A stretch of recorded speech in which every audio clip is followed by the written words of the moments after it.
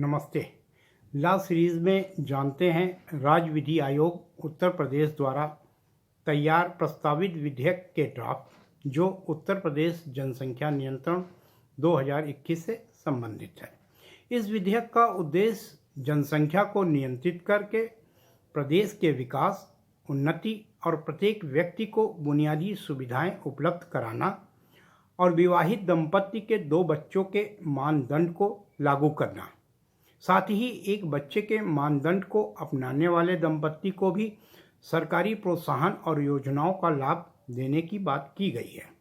इस विधेयक के प्रावधान एक विवाहित दंपति पर ही लागू होंगे।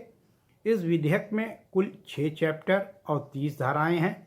सेक्शन 1 के क्लास 1 के अनुसार यह अधिनियम उत्तर प्रदेश जनसंख्या नियंत्रण, स्थिरीकरण और कल्याण अधिनियम 2021, the Uttar Pradesh population control, stabilisation and welfare act 2021 के नाम से जाना जाएगा। सेकंड, यह अधिनियम पूरे उत्तर प्रदेश में लागू होगा। थर्ड, गैजेट यानी राजपत्र में प्रकाशित होने की तिथि के 1 साल बाद यह अधिनियम लागू होगा। सेक्शन 2 कहता है कि यह अधिनियम केवल कानूनन विवाहित दंपति जहां लड़के की उम्र 21 से और लड़की की उम्र 18 से कम ना हो पर प्रभावी होगा। सेक्शन 3 विभिन्न शब्दों की परिभाषा को बतलाता है। सेक्शन 4 और 5 सरकारी कर्मचारी और सेक्शन 6 आम जनता द्वारा इस अधिनियम के प्रावधानों का पालन करने पर अतिरिक्त प्रोत्साहन देने की बात करता है। सेक्शन 7 गरीबी रेखा के नीचे रहने वाले दंपतियों को विशेष लाभ उपलब्ध कराता है।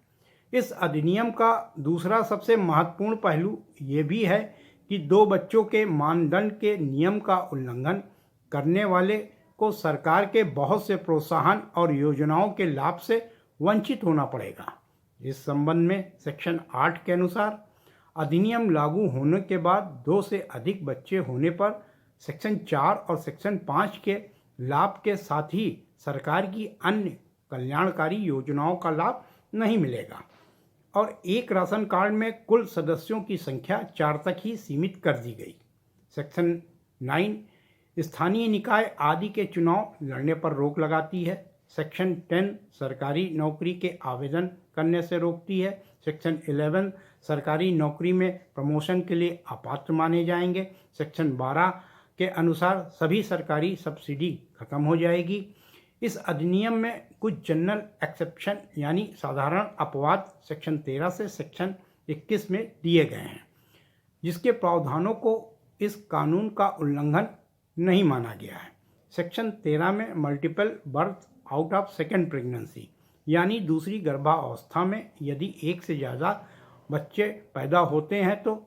सेक्शन 14 में एडॉप्शन यानी गोद लेने पर। सेक्शन 15 पहले या दूसरे बच्चे के डिसेबिलिटी होने या विकलांगता होने की स्थिति पर। सेक्शन 16 बच्चे की मृत्यु होने पर। सेक्शन 17 से सेक्शन 21 बहुविवाह या बहुपत्नी विवाह या बहुपतित्व से पैदा होने वाले बच्चों की संख्या से संबंधित है। ये अधिनियम उन दंपति के लिए उल्लंघन नहीं माना जाएगा जो अपवाद के दिए गए प्रावधानों के अंतर्गत आते हैं। तो वहीं सेक्शन 22 स्टेट पॉपुलेशन फंड यानी राज्य जनसंख्या कोष, सेक्शन 23 से सेक्शन 26 ड्यूटी ऑफ गवर्नमेंट यानी सरकार के कर्तव्य और सेक्शन 27 से सेक्शन 30 मिसलिनियस यानी विविध प्रावधानों से संबंधित हैं। निष्कर्ष के रूप में हमारे विचार से देश और प्रदेश की भौगोलिक सीमाएं तो वही हैं, पर जनसंख्या बहुत तेजी से बढ़ गई। ऐसे में प्रत्येक नागरिक के जीने के मूलभूत जरूरतों को पूरा करने के लिए जनसंख्या पर नियंत्रण करना बहुत जरूरी है। इसके लिए किसी न किसी सरकार को तो पहल करनी ही थी। हो सकता है इसको लेकर मतभेद हो, विरोध हो, राजनीति हो।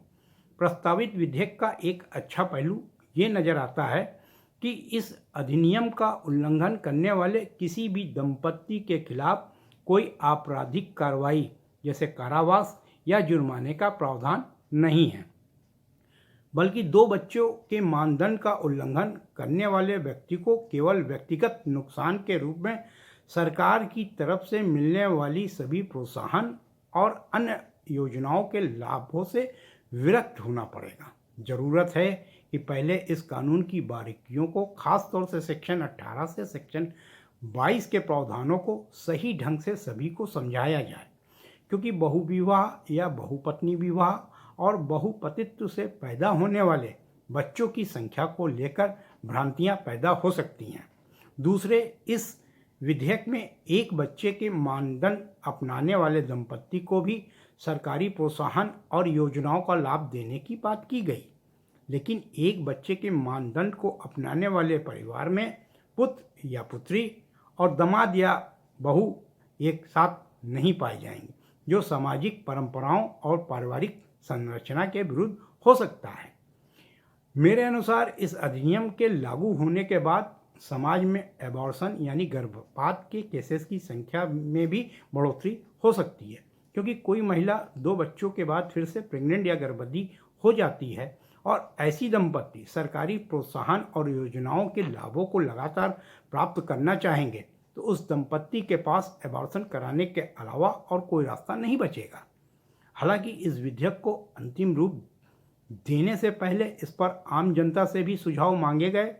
सरकार को भी लोगों के सुझावों के आधार पर आने वाली समस्याओं पर गंभीरता से विचार करना चाहिए। मेरी राय में बेतहाशा बढ़ती जनसंख्या पर नियंत्रण लगना ही चाहिए और इस पर कानून आना ही चाहिए।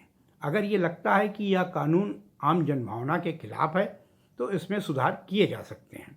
और सबसे बड़ी बात, हमारा संविधान, न्यायपालिका और कार्यपालिका किसी भी कानून के दुष्परिणाम या दुरुपयोग को रोकने के लिए विद्यमान है। आप सभी इस प्रस्तावित विधेयक का अध्ययन जरूर करें और अपने कमेंट दें। ये वीडियो कैसा लगा हमें ज़रूर बताएं। इसको लाइक करें, शेयर करें और सब्सक्राइब करें। Thank you.